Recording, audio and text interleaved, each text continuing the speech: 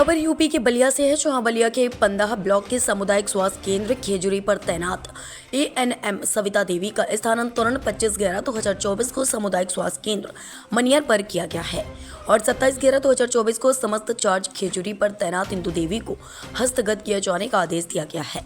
लेकिन एएनएम सविता देवी का स्थानांतरण के बाद कार्यालय से भी कार्य मुक्त कर दिया गया है। लेकिन सविता देवी दबंगई के बल पर सामुदायिक स्वास्थ्य केंद्र खेजूरी को छोड़ने का नाम नहीं ले रहे हैं। और वहीं एएनएम इंदु देवी ने आरोप लगाया है कि सविता देवी दूसरे लोगों से कह रही हैं और मुझे धमकी दे रहे हैं कि यहाँ पर मैं इंदु देवी को नहीं रहने दूंगी। कैसे यहाँ पर इंदु देवी रहेगी, मैं देखती हूँ। वहीं एएनएम इंदु देवी ने बताया कि मेरी तबीयत खराब ही रहती है, जिसके चलते मुझे दूर जाने में दिक्कत है, इसलिए खेजूरी में रहकर मैं अपना घूम फिर कर काम कर लूंगी। एएनएम सविता देवी का ट्रांसफर 2 बार होने के बाद भी खेजूरी से जाने का नाम नहीं ले रही हैं। आखिर कौन से साहब हैं जो एएनएम को खेजूरी सामुदायिक स्वास्थ्य केंद्र जाने नहीं दे रहे हैं? आला अधिकारियों की मेहरबानी से क्या सविता देवी का ट्रांसफर और कार्यमुक्त करने के बाद भी यहाँ से नहीं जाने दे रहे हैं? सबसे बड़ा सवाल तो उठता है कि ट्रांसफर के बाद भी कर्मचारी क्यों नहीं जाना चाहते हैं। क्या नाम है आपका? इंदु देवी। इंदु जी, क्या मामला है? देखा जा रहा है आपके यहाँ खेजूरी हॉस्पिटल पर किस तरह की समस्या है? अब समस्या वही है कि हमको रहने नहीं दे रही है वहाँ पर। हमारे पास मजबूरी है कि हम शरीर से मजबूर हैं, चलने फिरने, शुगर बीपी सब परेशानी है। अब खेजूरी है तो खेजूरी में थोड़ा ये है कि उतने ही दूर में 5000 से ऊपर की आबादी है, उसमें हम अपना घूम फिर करके काम कर लेंगे। हम चल नहीं पाएंगे इधर उधर, इसलिए हम खेजूरी में करा लिए बांसडीह से। नहीं तो अब हमको वहाँ बांसडीह के बाद आपका कहाँ ट्रांसफर हुआ था? इसके पहले जी, इसके पहले हमारा खड़ासरा होता हुआ था जी। खड़ासरा से आपका भाई यहाँ पे खेजूरी? खड़ासरा से 1 साल के बाद आई। 1 साल के बाद आई। 12-13 महीने के बाद यहाँ पे आपकी तैनाती की गई थी खेजूरी पे। आखिर कौन महिला है जो इस तरह की उनका ट्रांसफर होने के बावजूद भी बार बार यहाँ पर रह रही है? वो सविता एनम है जी। क्या कर रही है? एनम है जी। अब वो भी एनम है, वो भी हमारे साथ लड़ाई लड़ रही है, कह रही है कि हम असल के हैं, हम इसको ये करेंगे वो करेंगे, देखे हम क्या करते हैं। अगल बगल के लोग भी कहते हैं कि वो जाएगी नहीं, कितनों परेशान करेगी, वो हटेगी नहीं, जाएगी नहीं। क्या बताएं कि लेकिन उनका तो ट्रांसफर हो चुका है।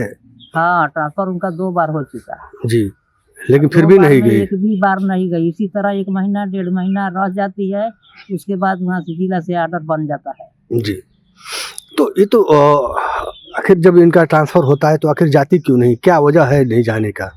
अब वजह हम क्या बताएं कि किस लिए नहीं जाना चाहती है। जी, अब ये तो वही न जानेगी कि किस लिए नहीं जाना चाहती। क्या प्रभारी जो खेजूरी हैं ये उनको रिलीव भी करते हैं यहाँ से कि आप यहाँ से? रिलीव तो कर दिए हैं, लेकिन फिर भी सेंटर पर बैठ के डिलीवरी करा रही है, बोतल पानी चढ़ा रही है, दवा चला रही है, भीड़ लगाई हुई है वहाँ पर।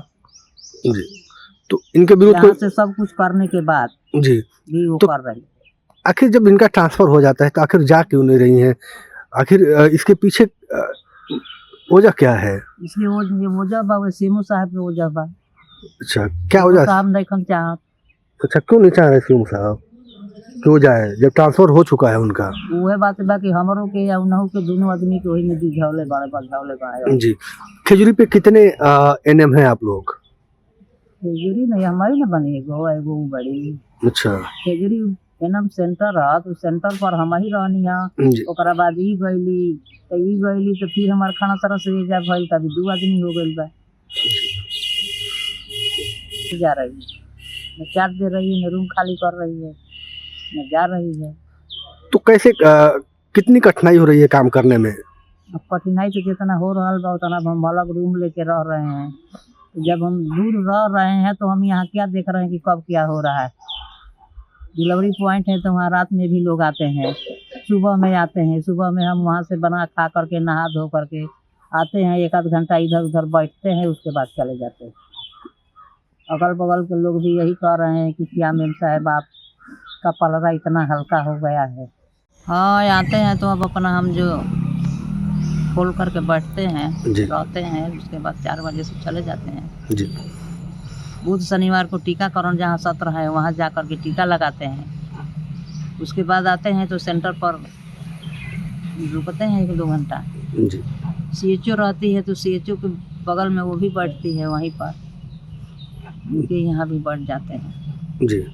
तो आखिर क्यों धमकी देती हैं आपको? अब धमकी क्यों देती है, काहे देती है, अब यही तो समझ में नहीं आ रहा है ना कि क्यों देती है। अरे हमसे वो कुछ कहती नहीं के, दूसरे से कहती है क्या वो कह रही है? कि हम इनके रह ना दे भेजा, अच्छा। देखी कैसे ही हमारा के जैसे हटावी दी। आखिर क्यों? जब तैनाती आपकी खेजूरी पे हुई है तो क्यों आपको तो वो समझदारी नहीं के तब नहीं बतिया तारी कि जब इनकर तैनाती हो गई, तार मनियर हो गई, यहाँ से रिलीफ हो गई, तो तार अपना जगह पर चल जाए के चाहिए। तो नईकी जात बैठल बड़ी, अब उसमें बैठल रही है, और बाद जब जौन बुझाई अच्छी मसा तो जब बुझाई तो करी।